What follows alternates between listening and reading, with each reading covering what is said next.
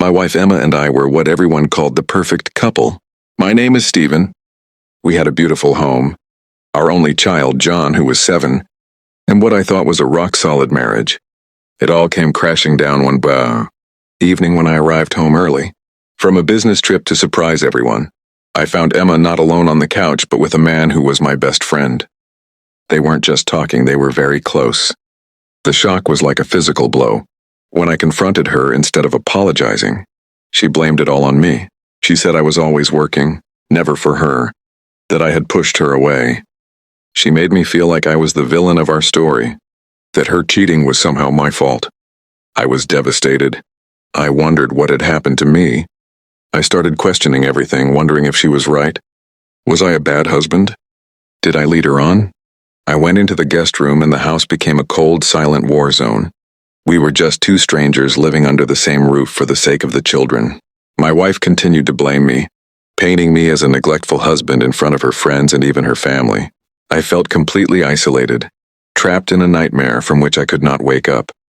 The guilt she placed on me was crushing, and I did not understand what to do in the end. I was on the verge of accepting all the blame just to stop the fighting. I loved my family, and the thought of breaking it up was unbearable. A few weeks later, I was hanging out with my son Jason in bed. He was unusually quiet. I asked him what had happened, and he looked at me with his big, innocent eyes and said, "Daddy, why does Uncle Jason come when you are not here?" My heart stopped. Jason was my best friend. I asked him what it meant. He told me that Jason's uncle came over a lot, and that Mom told him it was their special secret. He said they would play video games in the living room, while Mom and Uncle Jason went into his bedroom and closed the door for a long nap. My son was listening from his room. He came in and added, "Yeah, and Mom always tells us not to tell you or you'll be really sad." The puzzle pieces clicked into place, and a much uglier picture emerged than I could have imagined. This wasn't a one-time mistake due to my absence. Rather, it had become a recurring pattern now. This was a long-term calculated affair with my best friend Jason, happening right under our son John's nose. The anger he felt at me was hot and clear. All the guilt and self-doubt he had burdened me with vanished. It wasn't my fault. It was a cruel, manipulative lie. The next morning, I confronted Emma about what the kids had told me. Her face drained of color. For the first time, she had no excuses, no accusations of being a shifty person.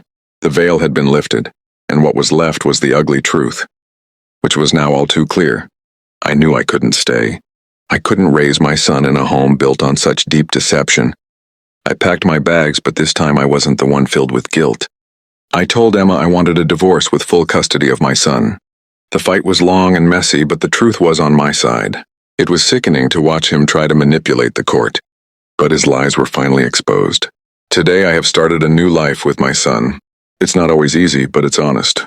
We are healing together, and I am focused on being the best father I can be for him, free from the poison of his deceit. My son just didn't reveal his secret. They saved me from a life of lies. And now, whenever I think of Emma, I cry in secret from the children and relive the memories that Emma and I made.